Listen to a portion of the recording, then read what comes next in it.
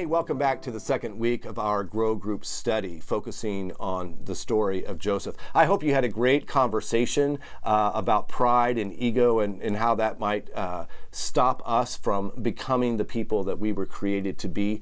And I hope that today you will also have a good conversation together, because today we're going to get into kind of the R-rated part of the story, yes, right? Yes. So, yeah. Get ready. This is all going to be about seduction and temptation, and how this also can be a barrier to our growth, to the people that God created us to be.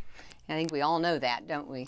All too well. For sure, that's right. So the story continues that Joseph is actually sold by his brothers to some merchants. He is taken to Egypt, and he is sold to a man named Potiphar, who is actually an official in the court of Pharaoh. And Potiphar brings him into his house, and because, and the Bible's very clear, God is with Joseph, he takes a very high position in the house of Potiphar. In fact, he becomes like the head housemaster of the entire house. So he ends up being able to live a pretty good life, even as a slave in Egypt. And then things get messy. And so I'm in the 39th chapter, about the 6th verse, and this is what happens. Now Joseph was handsome and good looking, and after a time, his master's wife cast her eyes on Joseph and said, "Lie with me." But he refused and said to his master's wife, "Look, with me here, my master has no concern about anything in the house. He's put everything he has in my hand. He's not greater in this house than I am, nor has he kept back anything from me except yourself, because you are his wife. How then could I do this wickedness and sin against God?" And although she spoke to Joseph day after day, he wouldn't consent to lie with her or be with her.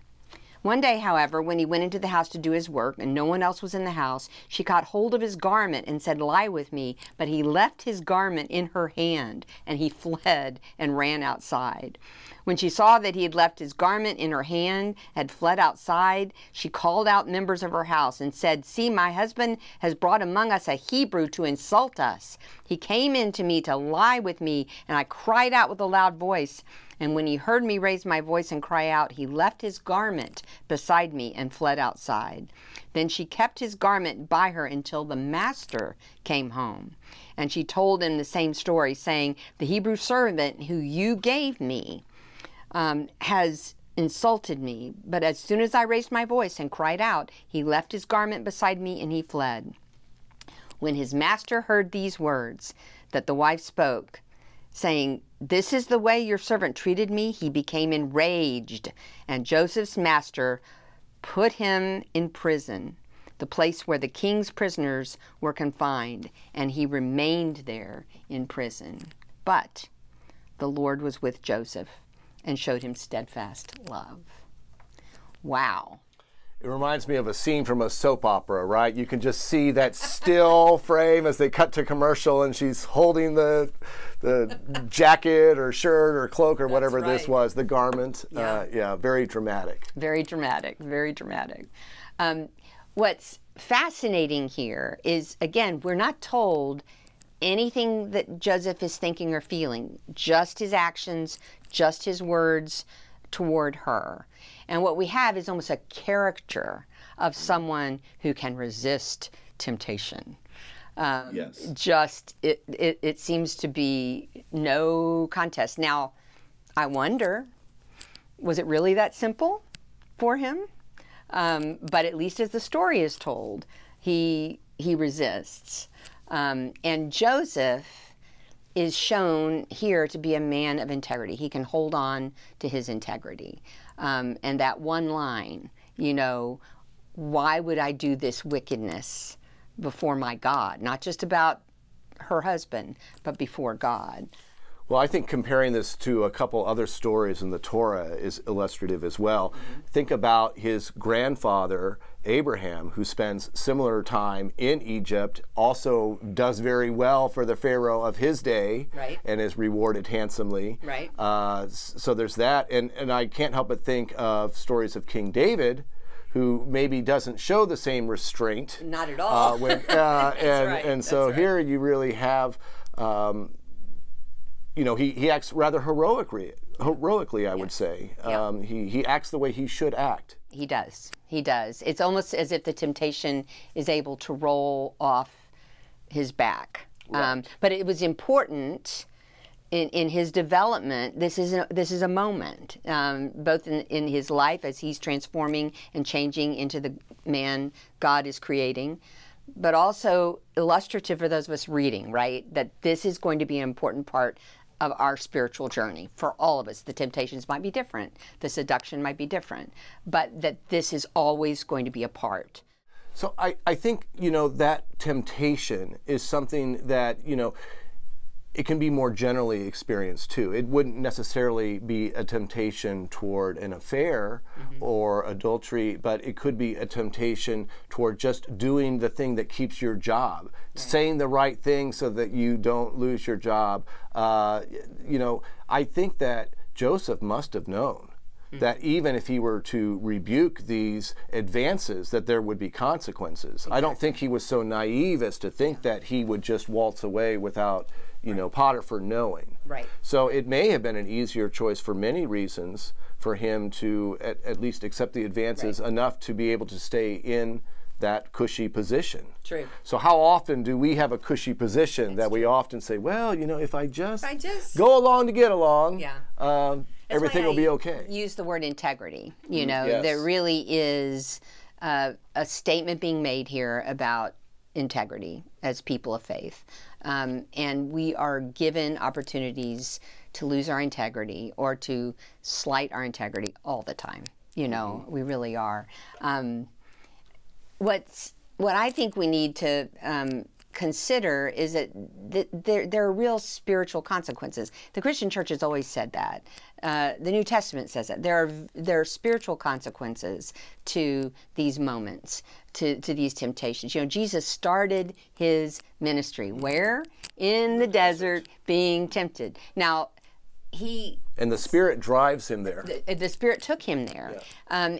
And so I wonder for us, as we are sitting here having this discussion, if we need to stop thinking about temptation as just these big moments when we have to make these big decisions against big sin, and begin to think of it more as the Spirit always driving us to kind of, as happened with Jesus, kind of purify our attention, purify our agenda, purify our goals, because that's what it did for Jesus. And as we're looking at our life of faith, I think that's an important part of these moments, knowing what tempts us, knowing what seduces us, power, friendships, money, security, all of and they're not even bad things in and of themselves, but when they get put above what we are called to do as people of faith. That's exactly the integrity of our faith. Right. That's exactly right, and that's kind of leads back to what we had talked about last week, in that it's a matter of priorities. Right. And when you are being seduced, what is happening is that you are being seduced into changing your priorities. Yeah. To living into something that is not you. It is you. In essence. That's right. That's right. And so, I mean, we have these temptations all the time. Right. But I think that when we're in these wilderness moments, I think that you can read the Joseph story largely as this kind of hero's journey of being in the wilderness. In this part, he certainly is. Right. This is when we're at our most vulnerable. This is where Jesus was at his most vulnerable. Right. This is where these seductions become incredibly powerful when we are in that wilderness. And so those are things to be aware of too. They really are, and I think all of us have lived long enough to have experienced that. In the 3rd century, there was this wonderful theologian named Augustine. I'm sure many people have heard of him, and also from Egypt. Also from Egypt, and he really wrote an awful lot about sin, temptation, seduction. He obviously had his own issues going on, but. Good reading, by the way. Good reading. Very racy. It is.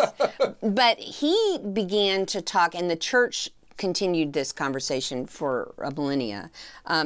Talking about our time on earth, the time we spend here, as being a time that will be tested and where there will be trials. That's a very old-fashioned way of, I know, thinking about things, but I kind of find it helpful. And he says, you know, it's our trials and our testings that actually help us make progress. I mean, that's how he saw his life of faith. And I'll be honest with you, I have felt that in my 64 years as well, that those times when I could have gone astray, whether it was for money, success, physical pleasure, whatever, in hindsight, really were moments of progress and transformation as well, when I was able to overcome, when I was able to keep my integrity.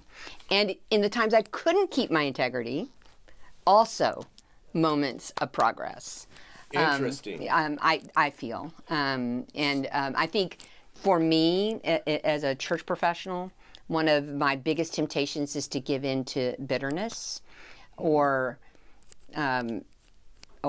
kind of hope. Well, bitterness for me more than hopelessness, but you know, in how things turned out, or how we've been treated, or what's happened in the church, and to the temptation to become cynical, to become sharp, to become edgy, to not treat people in a Christ-like way. And the moments when I have overcome that have been moments of real growth and blessing, and they've been spirit-filled. And the moments when I haven't, painful, but also moments of growth. So I hear you saying either way, temptation is somehow an integral ingredient into transformation. That maybe we can't have that transformation that's intended without a little temptation. I think that is what Augustine said, and it has been my own experience. I really think so. And I believe part of Joseph's experience, for sure. I think as you go and have your discussion, a couple of things to be thinking about. Scripture is really clear that though God doesn't bring temptation and these tests and trials into our life, God is definitely with us and supports us as we go through those things.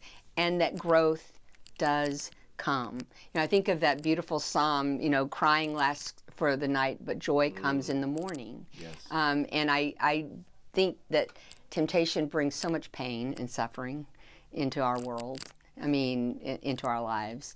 But joy comes in the morning when growth comes from these things. I think often temptation can make our faith stronger. Absolutely. And can really center us and focus our priorities and assure and affirm our faith. I do too. And I hope your discussion will be rich.